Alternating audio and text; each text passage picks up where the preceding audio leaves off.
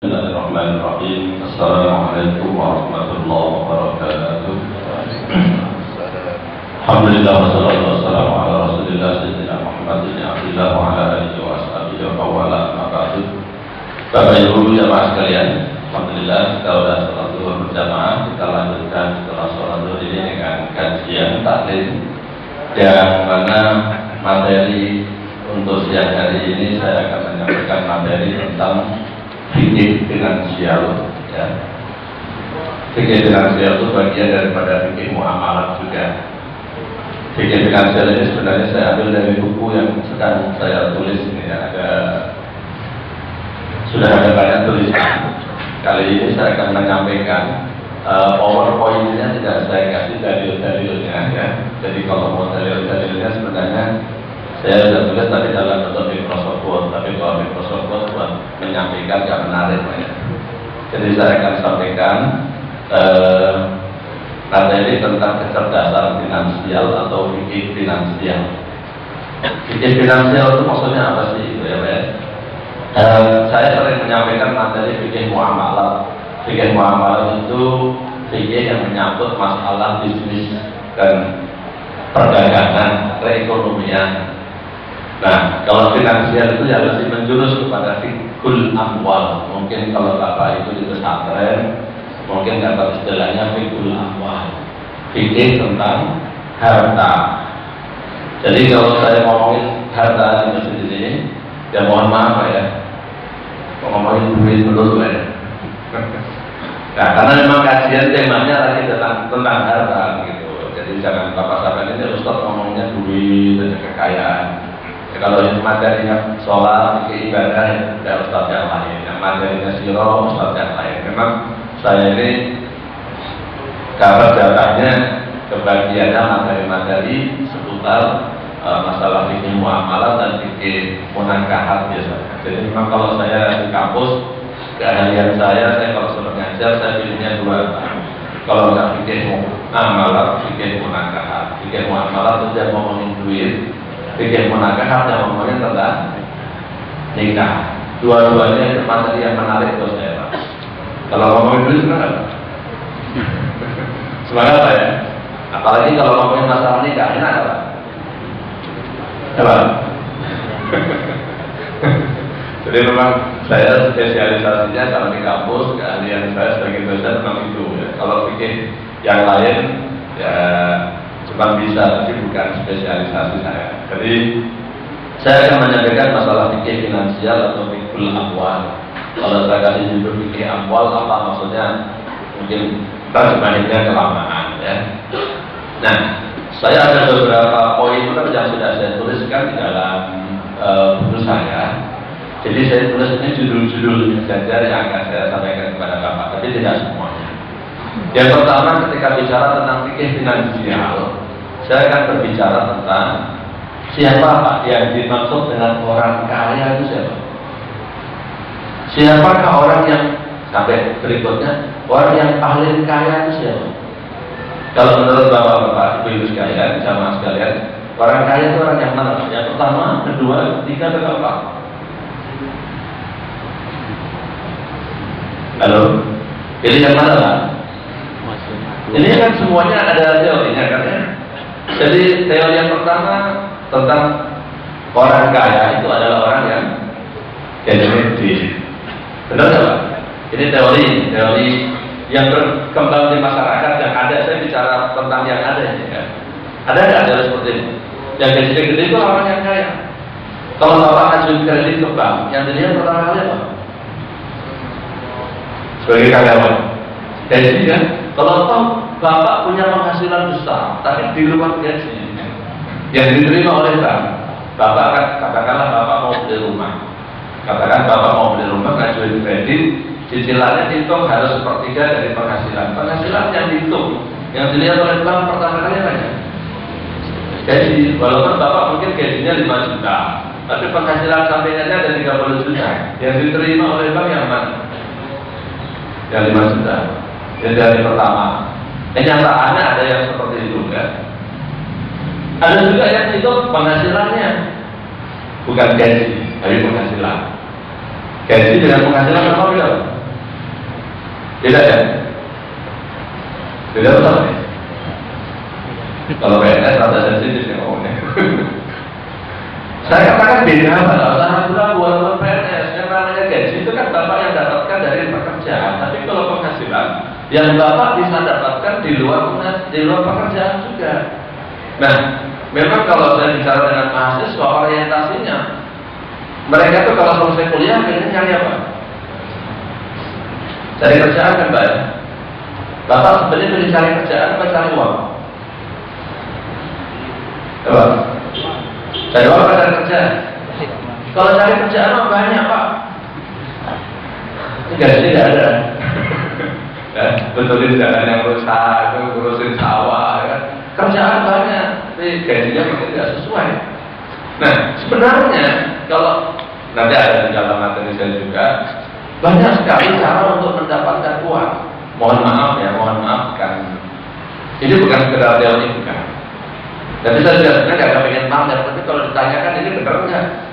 Oke lah, saya mungkin berbicara tentang profesi saya sebagai seorang dosen. Profesi saya sebenarnya dosen, resmi dosen. Dan saya juga sudah dosen yang tersertifikasi. Artinya memang kerjaan saya tercatatnya resminya adalah dosen Pak. Dan sebagaimana Bapak juga terima gaji dari pemerintah, saya juga terima ya, tunjangan dari pemerintah sebagai dosen. Tapi mohon maaf, kalau mau hitung-hitungan antara gaji saya sebagai dosen dengan penghasilan saya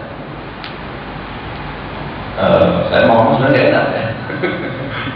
Saya mau tunjukkan aja bahwa saya penghasilan itu tidak harus dari gaji. Banyak cara untuk mencari penghasilan tambahan di luar gaji. Nah kadang-kadang ada orang yang menganggap orang yang kaya penghasilannya banyak. Ya kita sih, kalau saya pribadi karena namanya dosen Pak ya, jadi serabutannya nyampur-nyampur. Mohon maaf, bukan ceramah saya bukan terserah Pak. Itu bukan penghasilan terbesar saya, bukan dari ngajar atau ceramah, bukan.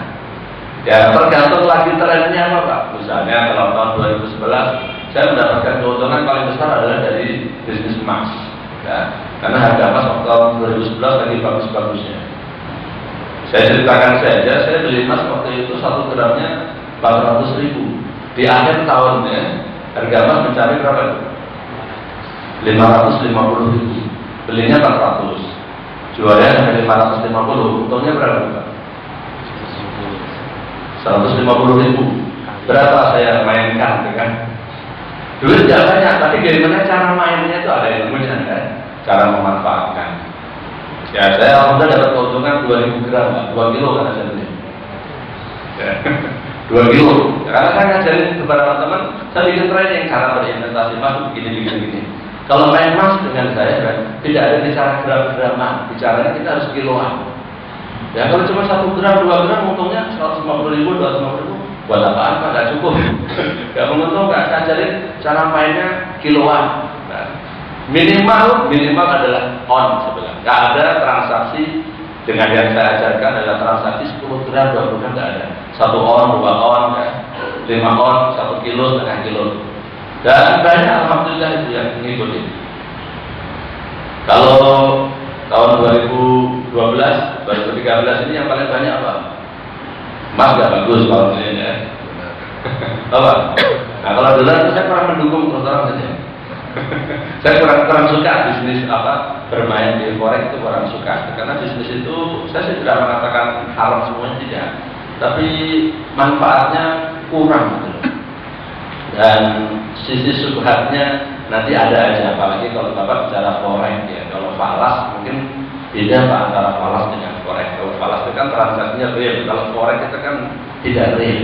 Itu nanti kebentuk dengan hadis bahwasanya ketika kita transaksi alat tukar itu harus tunai, ya dan yatim. Nah, di situ saya tidak suka. Yang bagus tahun 2012, 2013 ini luar biasa Pak. Yang saya rasakan untuk di Jakarta adalah properti, properti luar biasa. Ya, keuntungannya mencapai 50 sampai 70% setahun, Pak. Ya. Tidak harus punya duit banyak, tapi yang penting tahu caranya. Ya, kalau bicara duit, saya juga duitnya nggak banyak, modalnya nggak banyak, ya. Tapi cara aja, caranya saja gimana. Jadi saya mau ingin mengatakan, sebenarnya orang yang paling kaya itu siapa? Ada yang orang yang melihat gajinya, ada yang melihat penghasilannya. Kalau di teori pemerintah zaman Orde Baru, saya lihat orang kaya dan tidak kaya ukurannya dari apa? Dari konsumsi, Pak, kalori. Berapa jumlah kalori yang dikonsumsi? Bapak makannya banyak nggak?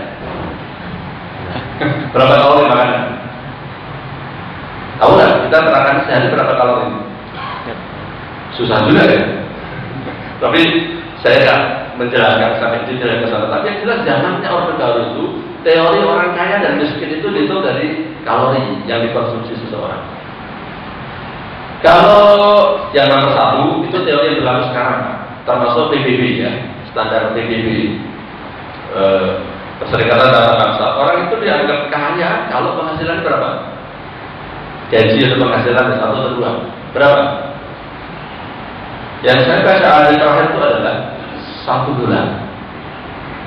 Pak. Jadi kalau penghasilan Bapak udah $1, itu sudah satu hari, itu sudah dianggap miskin, sudah dianggap kaya. Setuju nggak, Pak? Kalau nggak percaya, Bapak lihat di Jakarta, saya tunjukkan tulisannya ya, batasan kaya dan miskin ya. Standar tertinggi orang dianggap miskin dan kaya itu sebenarnya di DKI ya. DKI itu tulisan seberapa batasan kaya dan miskin.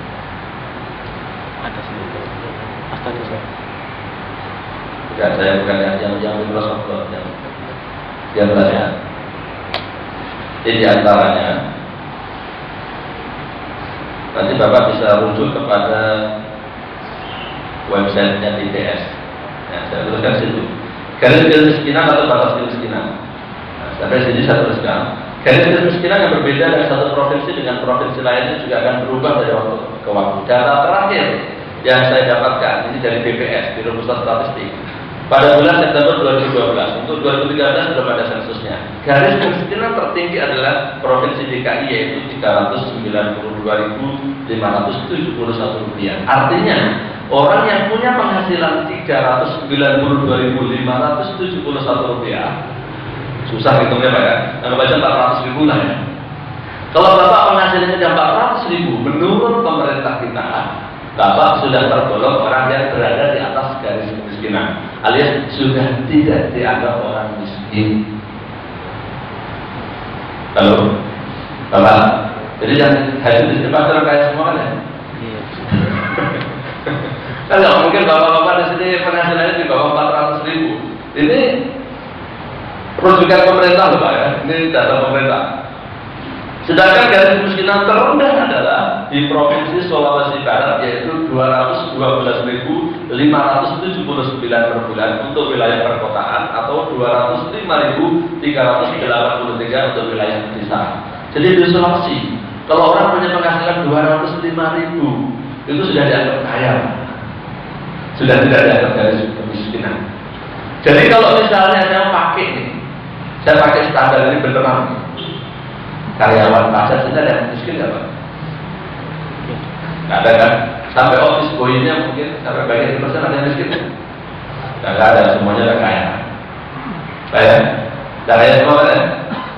Cukup Pak ya? Ini saya ambil data dari BPS ya, dari BPS. Jadi kita kembali kepada diri di sini. Kalau Bapak mau tanya kepada saya tentang bagaimana dalam pandangan Islam sebenarnya, kalau dalam pandangan Islam sebenarnya berbeda-beda. Ini kalau mau nanya dalil-dalil kan, yang model Arab-Araban. Ada yang berpendapat orang itu dianggap kaya, disebutkan di sini, kalau dia punya stok makanan, artinya punya tabungan untuk hidup 1 tahun.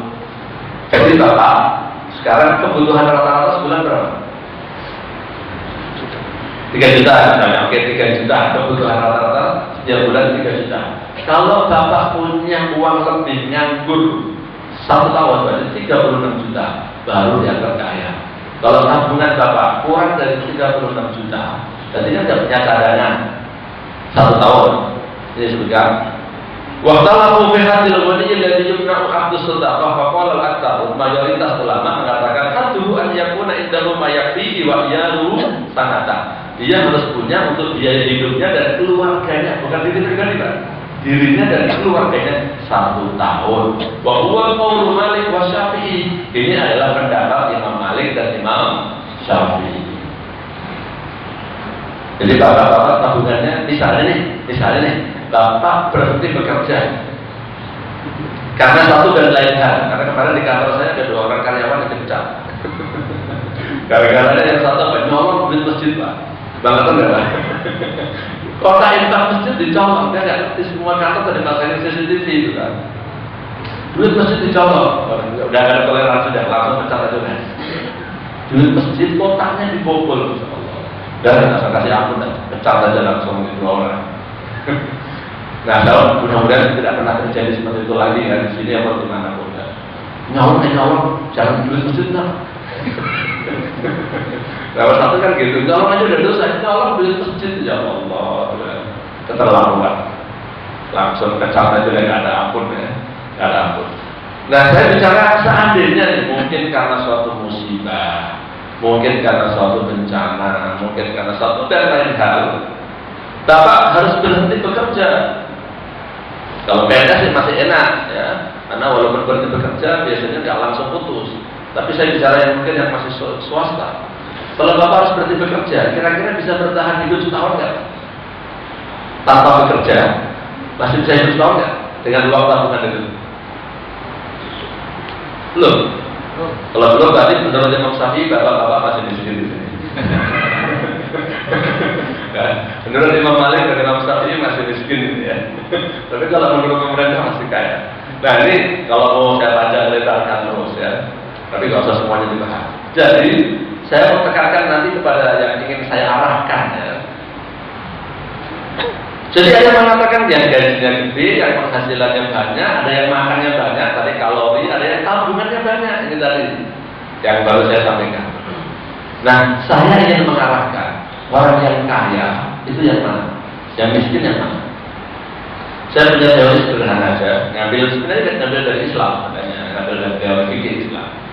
Orang yang kaya itu adalah orang yang sudah membayarkan zakat malnya. Kalau orang belum bayar zakat mal, tadi miskin.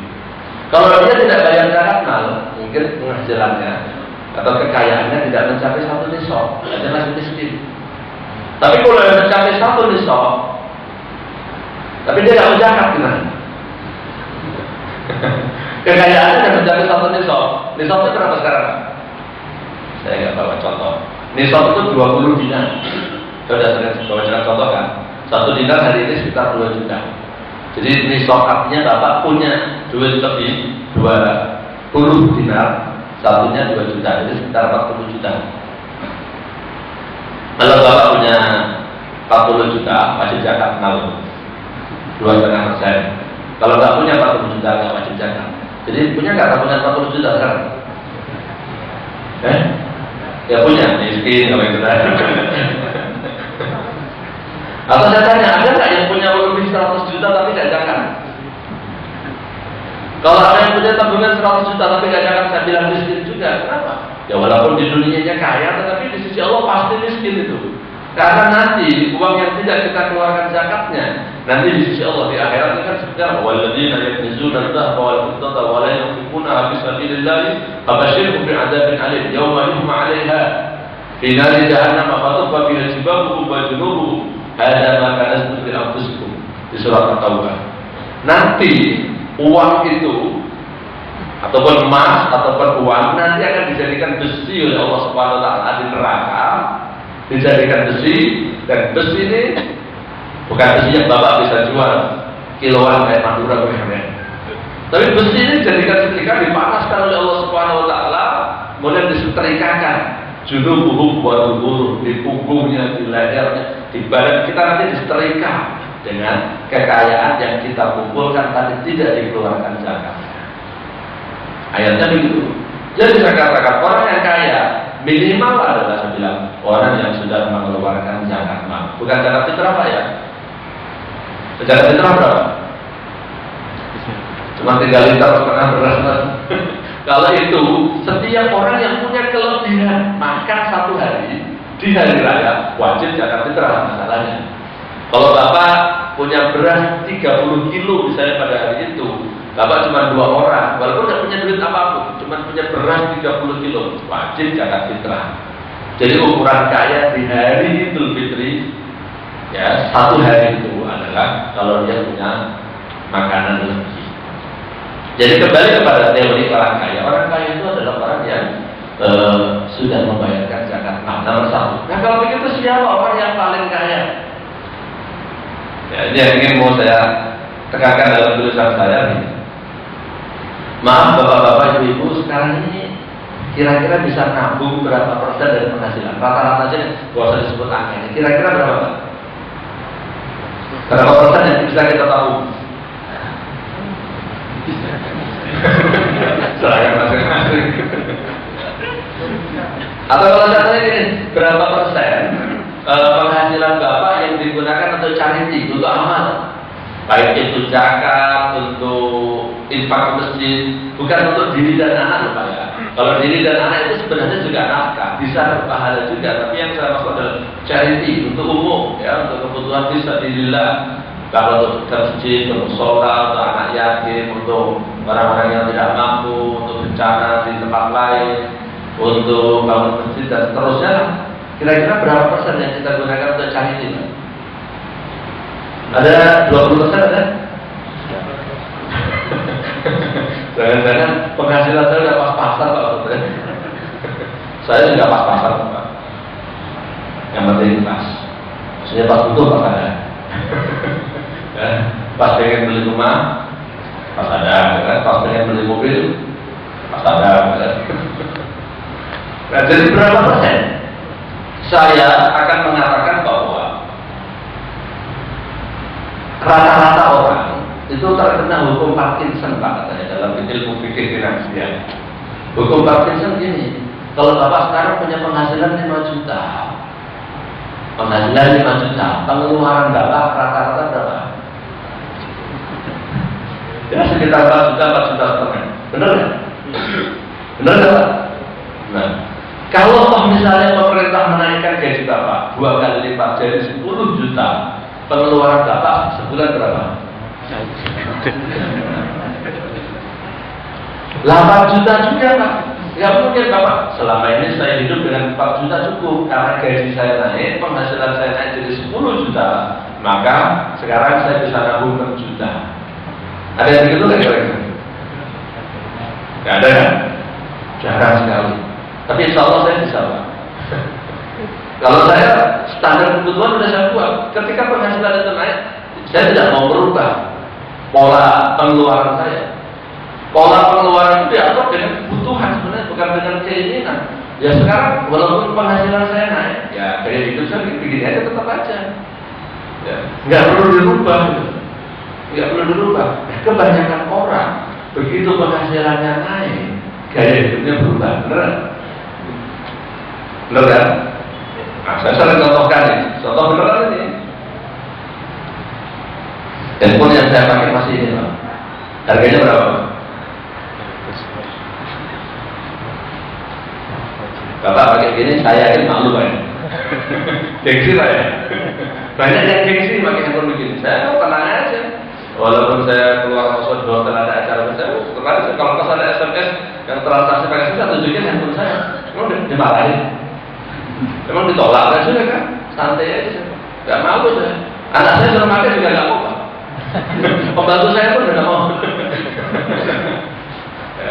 Ada nih handphone harganya tapi berapa? 50.000 juga nggak laku.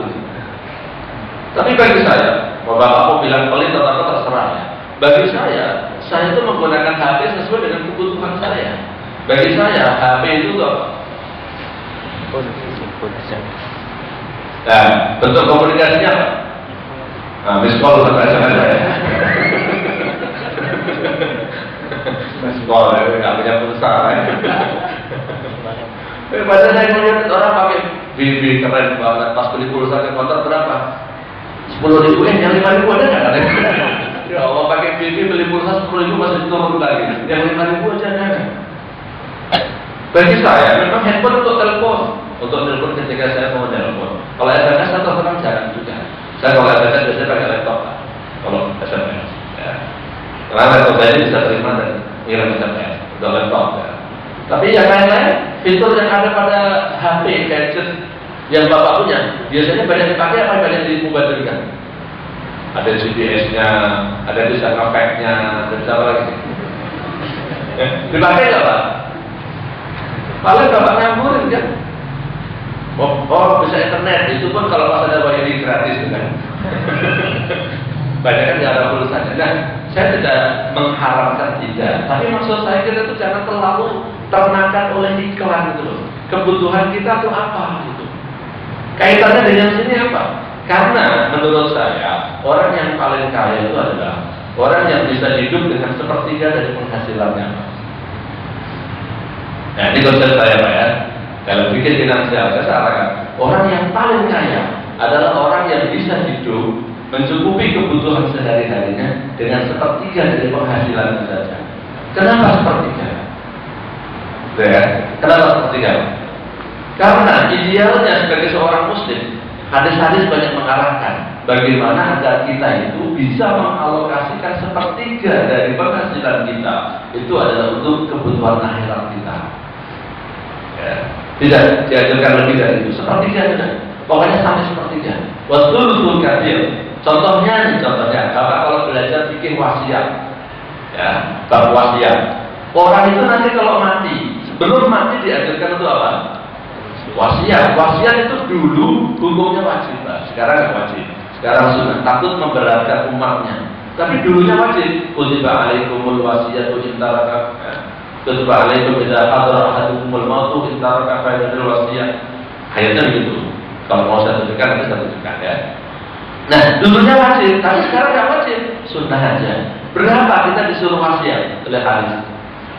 Sepertinya, absolut. Ya, sepertinya. Jadi bagaimana duit yang kekayaan kita yang sepertinya itu benar-benar kita nikmatin di akhirat nanti. Makanya saya membagi 3. Saya tunjukkan kalau Bapak ragu-ragu kok ini slide-nya kayaknya nggak ada dalil-dalilnya semua sih. Tujuh alaikum tidak al.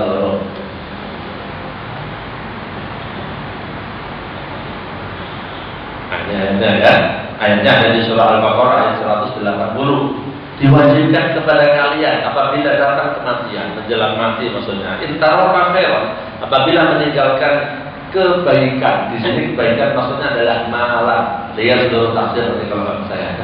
Al-wasiyatu yaitu wasiat. Nah dulu wasiat itu wajib. Dulu wasiat untuk siapa? Lil walidaini, untuk kedua orang tua, wal aqrabina, dan untuk kerabat. Nah sekarang dirubah. Yang namanya wasiat itu tidak boleh kepada ahli waris. Rasulullah menyatakan la wasiat ahli waris. Jadi sepertiga itu dijadikan wasiat. Wasiat tidak boleh kepada ahli waris, tapi untuk kebajikan. Masjid, musola, panti asuhan, cari jilah ya, tadi saya bilang. Jadi kan sepertiga untuk kita sendiri kita makan, sepertiga untuk kita gunakan di akhirat kita. Jadi kalau sekarang ini Bapak Ibu mungkin mengeluarkan zakat 2,5%, itu tahap awal Pak, minimal 2,5% itu kan minimal dalam Islam. Kalau orang Nasrani itu 10 Pak, 10% ya, per puluhan. Nah kita kalau mau jadi orang yang paling kaya di hadapan Allah Subhanahu Wa Taala, kita harus programkan berapa? Sepertiga.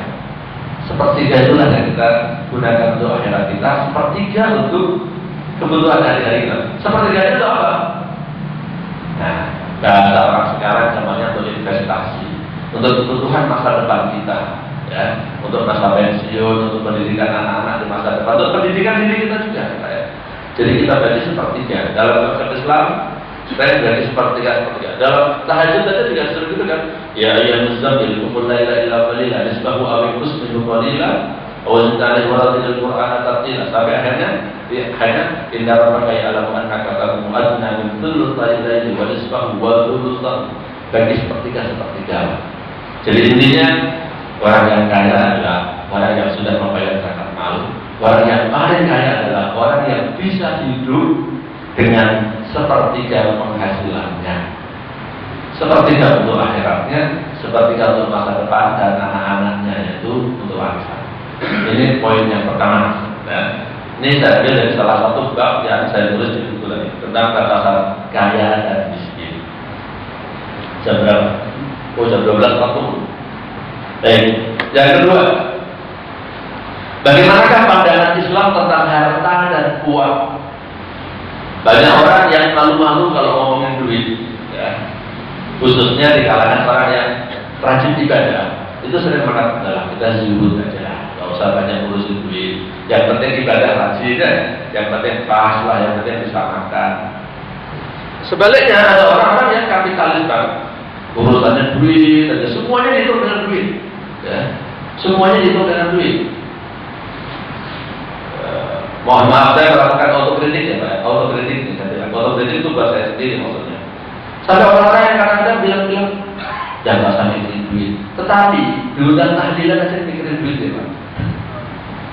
Disuruh sholat jenazah aja masih hitung-hitungan duit, betul nggak? Apalagi disuruh ngajar agama, masa hitung-hitungan duit? Banyak yang seperti itu Pak. Penceramah-penceramah di televisi bilangnya kita suruh mikirin akhirat, kita nggak usah mikirin dunia. Tapi dia kalau diundang suruh gratisan pada mau datang lagi kan? Atau dikurangi aja target yang diminta, tarif yang diminta, mau datang lagi nggak ya? Jangan kan mau datang lagi waktu itu juga nggak mau datang. Nah, banyak seperti itu. Nah, ini sih saya bilang dua-duanya sama-sama lebay. Ya.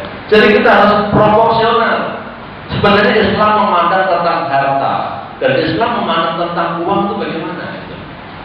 Tadi saya tunjukkan ayat Pak, yang ayat yang tadi. Khairat selama ini Bapak artikan apa? Baik, tapi khairat di dalam ayat itu artinya apa? Harta. Sampai Bapak lihat nanti di dalam ayat yang lain. Nanti ya, kalau Bapak ini mungkin sekarang pada bagian Bapak terjemahkan. Ada ayat yang saya yakin Bapak itu udah hafal semua. Saya udah, nggak mungkin nggak hafal ya. Yaitu ayat wa'innahu lihubbil apa? Terusin, wa'innahu lihubbil lihubbil apa? Khairi lasadin. Nah, saya kita hafal semua. Dalam surah Al-Nadiyah ayat 8. Al-khair yang selama ini Bapak artinya apa? Baik, nanti Bapak Ibu cocokkan, lihat Quran terjemah, semua Quran terjemah yang Bapak punya. Khair itu diartikan Pak. Saya kasih tahu sekarang, nanti Bapak cocokkan. Ya. Apa yang saya terangkan benar atau salah, jangan asal percaya Pak. Khair di sini artinya adalah harta. Ya.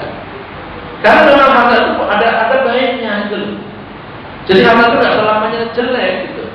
Harta itu tidak selamanya negatif. Harta itu ada baiknya. Tapi saya tidak mengatakan harta itu mutlak baik tidak. Makanya ada beberapa kosakata di dalam Al-Quran, harta itu diungkapkan dengan kata khair, seperti yang tadi sudah. Dan ayat yang surah Al-Baqarah tadi, yang ini ada juga di ayat-ayat yang lainnya. Jadi harta itu tidak seluruhnya negatif.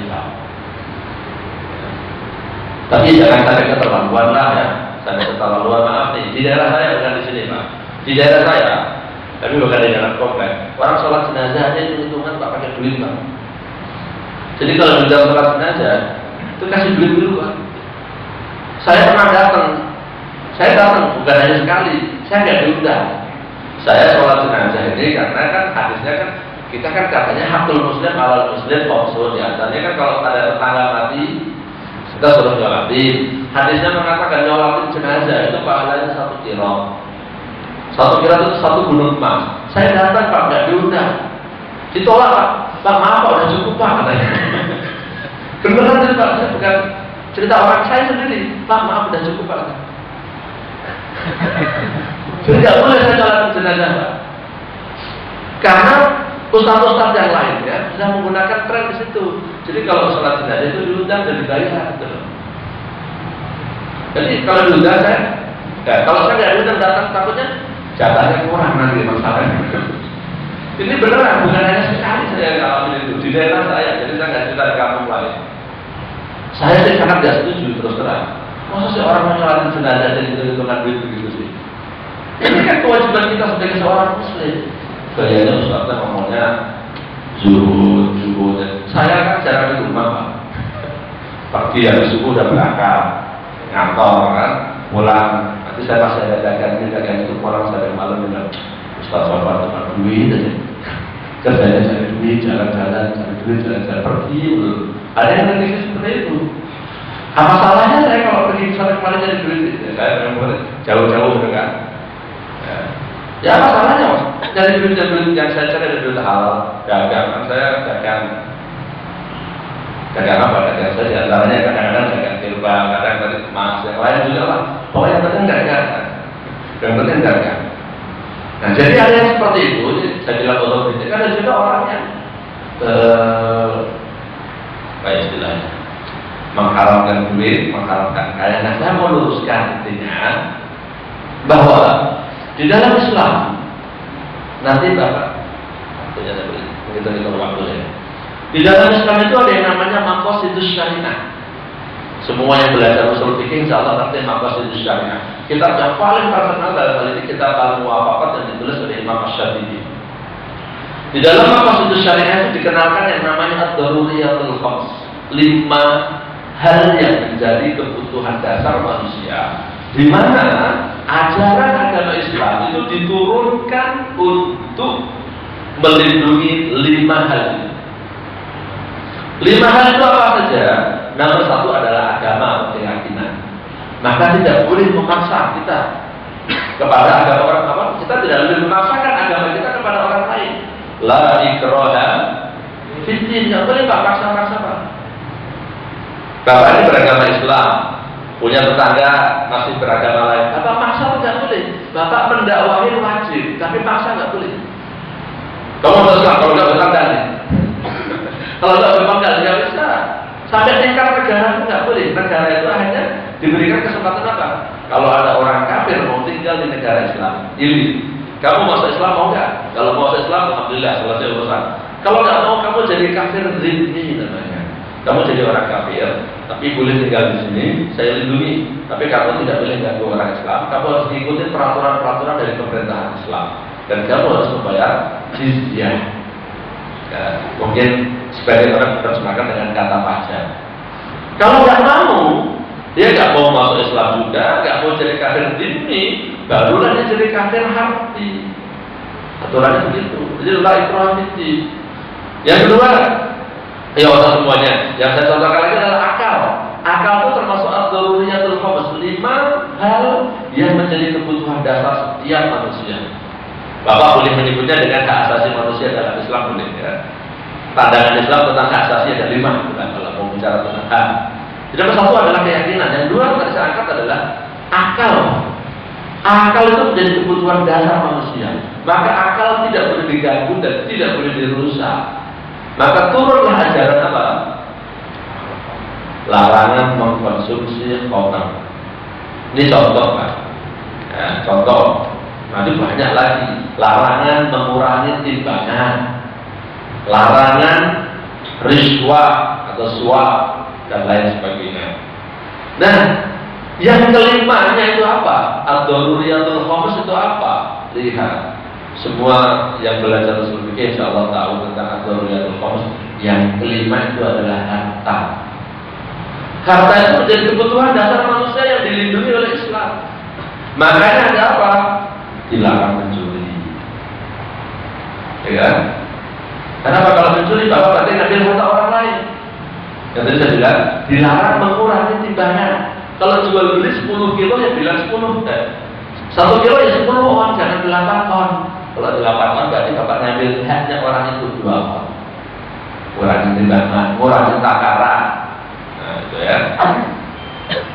Harta itu menjadi salah satu dari ad-daruriyatul khams dalam Islam. Jadi diakui harta itu memang menjadi kebutuhan manusia. Ya. Kalau ungkapannya anak-anak di Jakarta ini plesetannya apa? Bil fulus mulus, mati fulus mampus. Tapi nggak harus seperti itu lah Pak ya. Tapi saya cuma mau mengatakan bahwa nggak apa-apa orang Islam kaya itu nggak apa-apa. Jadi Ustaz kaya itu nggak apa-apa. Yang penting cara mencari kekayaannya itu adalah yang halal dan thayyib. Tidak cukup dengan halal, tidak cukup dengan halal, tapi juga thayyib. Thayyib itu artinya baik.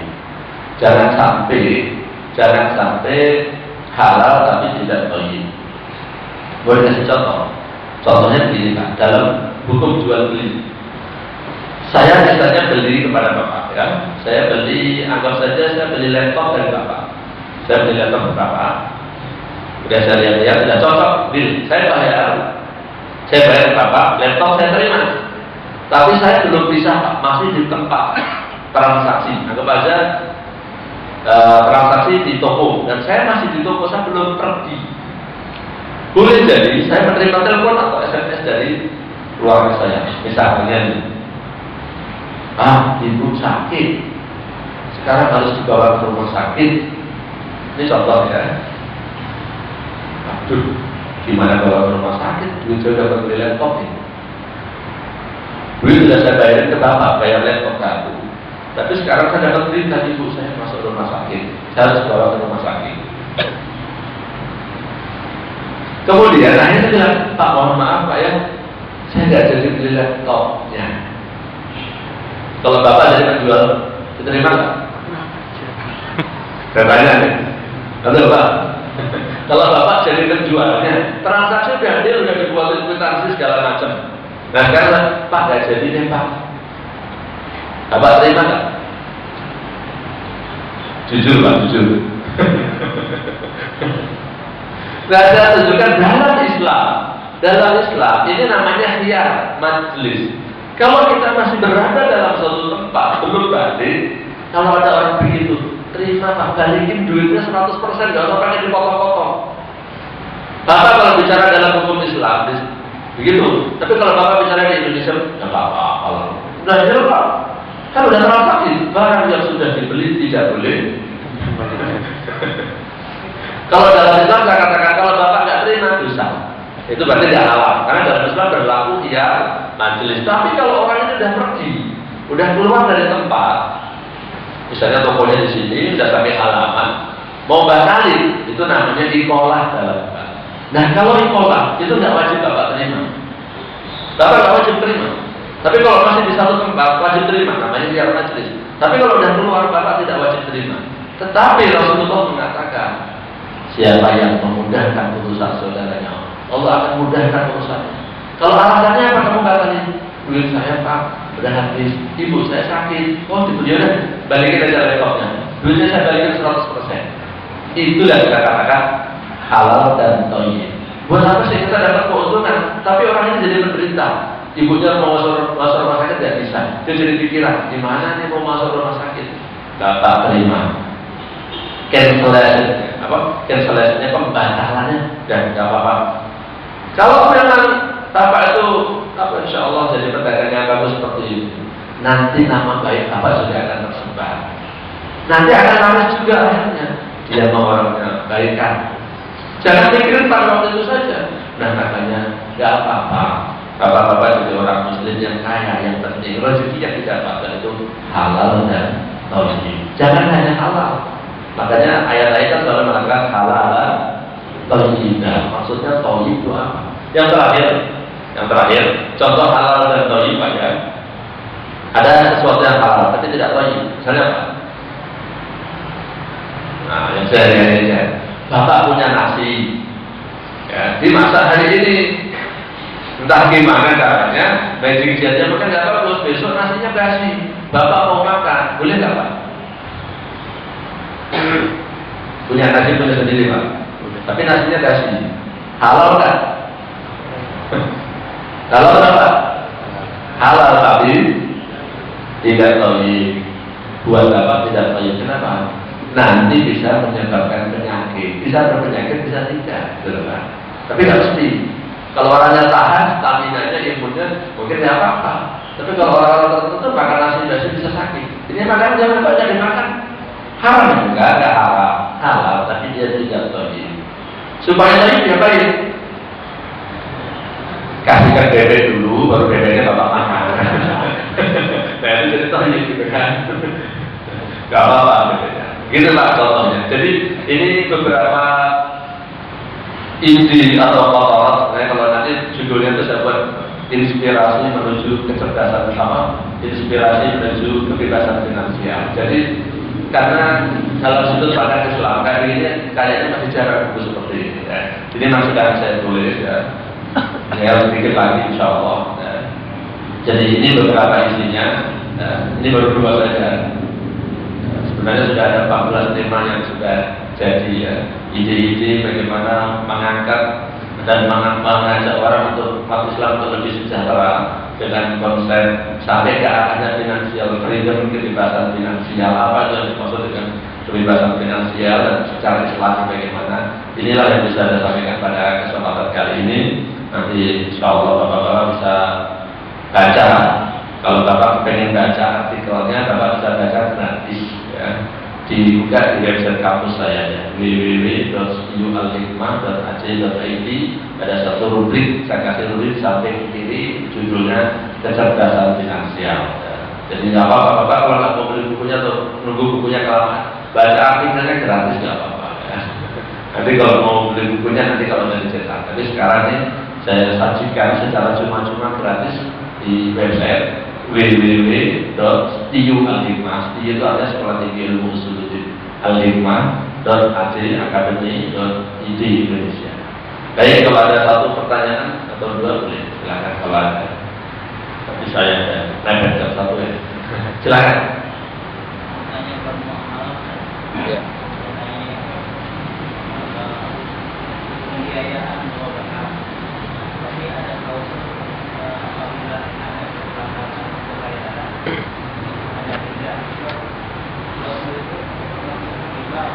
Ya, jadi mengenai murabahah yang ada denda di luar tema tapi nggak apa-apa, seputar muamalah ya. Bahwasanya murabahah itu akad jual beli. Nah, nanti ada istilahnya denda Pak ya. Bapak dikenakan denda, kalau terlambat dikenakan denda. Asalnya bank syariah itu tidak ada denda, asalnya tidak ada, terus-terang saja. Nah, tetapi karena prakteknya orang Indonesia ini kalau diajak jujur-jujuran susah ya. Ketika tidak dikasih denda, terlambat ya apa-apa, malah banyak yang menyepelekan. Kalau menyepelekan, dia punya duit tidak mau bayar, ya itu dosa juga, matlul ghani yudulmu. Maka akhirnya Majelis Ulama mengeluarkan fatwa. Saya lupa namanya, di sini ada.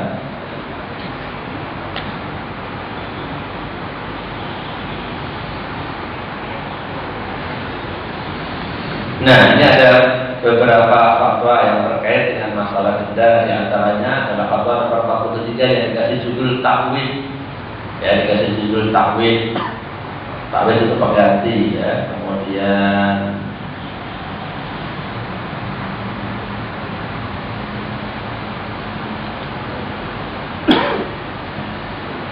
ya, yang terpentingnya di situ.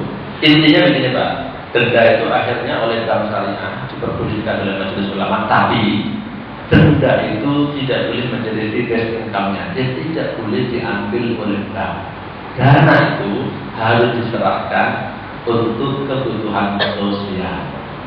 Makanya mereka ada yang bikin lembaga Baitul Mal dan Baitul Tamwil sendiri, ada yang bikin lembaga zakat sendiri. Kalau tidak maka disalurkan kepada lembaga zakat yang sudah diakui oleh pemerintah ya. Nanti itu masuk dana non halal istilahnya Pak. Jadi nanti pada pembukuan akuntansinya disebut dana non halal. Selain dana bunga ya di dalam akuntansi bank syariah ataupun lembaga-lembaga zakat, selain bunga itu adalah dana-dana denda seperti itu. Nah itu nanti hanya boleh digunakan untuk kebutuhan sosial dan tidak boleh digunakan untuk kebutuhan spiritual. Untuk ibadah tidak boleh. Misalnya apa dibuat bangun yang sering dipakai istilah digaji Pak. Jalan, jembatan, sama jalan. Jadi ada musibah, ya kan? Nah, ada jembatan putus, dia buatin jembatan, dan buatin WC umum, gitu. Jalan-jalan yang rusak infrastruktur. Nah, itulah menggunakan dana-dana non halal. Jadi Bapak bisa cek ya kebenaran yang saya sampaikan. Bapak bisa cek ke lembaga-lembaga zakat. Dompet apa, PKPU, Baitul Mal, Darut Tauhid, apa itu dana-dana bunga di mana? Kan mereka juga punya bank konvensional kan, rekeningnya kan. Nah, itu dari antara termasuk tadi uang denda.